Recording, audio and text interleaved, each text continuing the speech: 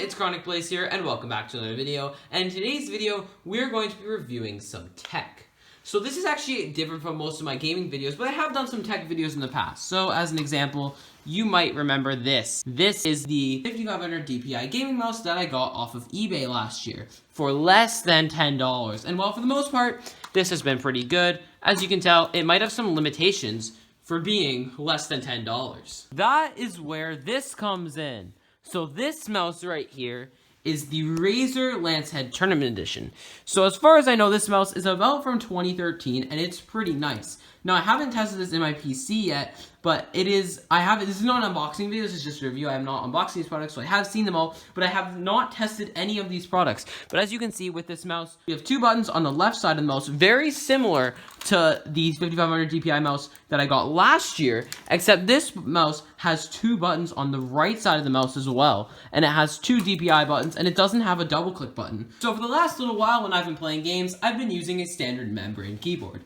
While membrane keyboards, for the most part, aren't the typical worst thing in the world, it is definitely nice to have a mechanical keyboard. It's the 2013 Razer Blackwidow. So this is actually the first mechanical keyboard that I've ever used. I've never used a mechanical keyboard other than this. Now, this mechanical keyboard, as far as I know, is not RGB, but there are definitely a lot of cool features with it. So I don't exactly know the switches, but it's so much more satisfying than this membrane keyboard that I have. On the side of the keyboard, we also have a lot of options for expandability. This keyboard has headset output, a mic output, and another USB port. This basically will take your headphone jack, your microphone jack, and your two USB ports. This is mainly for desktops, and give you more USB ports, which for desktops, that's actually a really good idea, as having all the USB 3.0 ports on the back is sometimes not the best option. This is the Logitech G700S. So the thing with the Logitech G700S is I don't know if any of these are RGB. The only one that I can count on being RGB is this one right here. This is the only thing that I can count on being RGB. I know for a fact that the keyboard's not RGB, and I'm not entirely sure about the Razer mouse. But this Logitech mouse, I'm not so sure if it's RGB. Now, the cool thing about this mouse is it's actually a wireless mouse. And I know you're thinking, but Blaze, there's a wire right here. How is this a wireless mouse? There's an obvious wire. But it actually is wireless. So, all we have to do is pop off the back right here. This panel comes off. And you have access to one AA battery and a USB receiver. This is actually a very smart idea for a storage spot for the USB receiver. And the wire comes off just like that. Now, generally speaking, I'm not the biggest fan of wireless products. Usually, I prefer things to be wired due to latency, but I'm willing to give this mouse a shot. And the last thing to push this setup over the edge is this. The Samsung 22-inch ThinkMaster BX2240. This monitor is 22 inches, but it is 1080p. I've heard that it has reasonable color. I haven't even turned this monitor on. We're going to be seeing what kind of gaming setup we can make with all these components. So this is a gaming setup that I put together using some of the components from this video. The only thing that I don't have in this is the Logitech G700S. I'm going to be switching that out with the Razer Lancehead later on in the video. For my headset, we have the Turtlebeach XO3 gaming headset for Xbox One. I've had this headset for a while now, and I really enjoy it.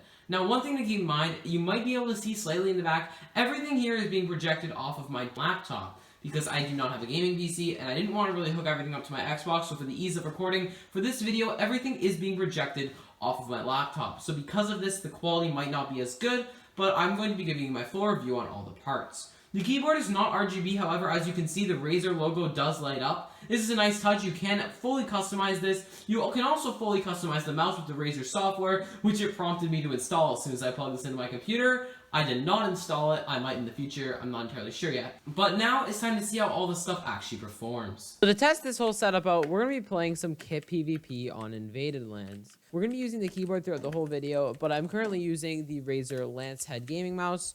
I really like both mice. I mean, both of them seem solid to me, and especially the Lancehead because it does have very subtle RGB.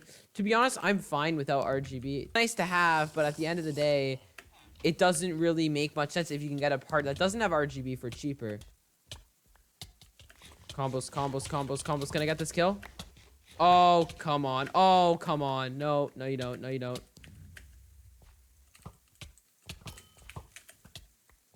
No, no, no, no, no. Run away, run away. Clutch. No! This keyboard is amazing. Immediately, the first thing I noticed is the keyboard, because coming from a membrane keyboard, having that mechanical keyboard is just nicer, in my opinion, to have that mechanical keyboard and to have a membrane keyboard. It's honestly such a huge difference. There's a huge gap between keyboards. There we go. I got a kill even though it was on someone without armor. So after a long while of testing, to actually give the G700S a shot. So this mouse has no RGB other than it has like some little lights on the side that I'm sure means something, but I just don't know what. But the thing about this mouse is it already does not feel as good as the Razer mouse. I did have to use it wired because I couldn't get it to work wirelessly. But let's see how this mouse performs. I don't really like this mouse as much. Like, I'm sure I'm going to use it, but the other mouse is just so much better. The Razer mouse feels so much easier to use. The DPI settings are perfect. It's almost like a T7. Like, that's how it feels. It feels like a T7 game, which is probably the gaming mouse that I would recommend. I definitely recommend the T7. This mouse does have more functions. This monitor, I usually play on the laptop, so I don't really have to deal with monitors and stuff.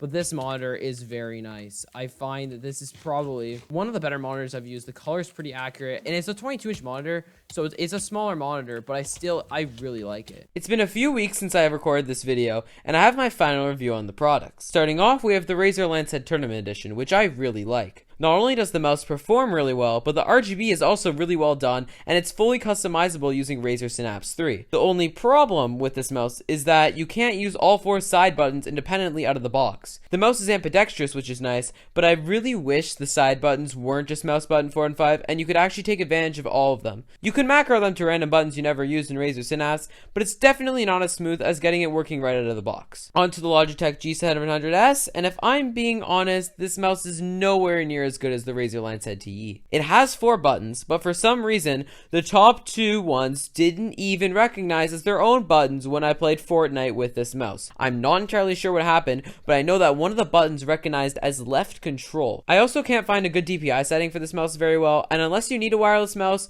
the Razer Lancehead is better in almost every way. Don't get me wrong, I like the G700S, but I think the Razer mouse is just a little bit better. The keyboard, on the other hand, is awesome. There's a huge gap between a membrane and a mechanical keyboard, and a mechanical keyboard is just so much better to use, especially for gaming.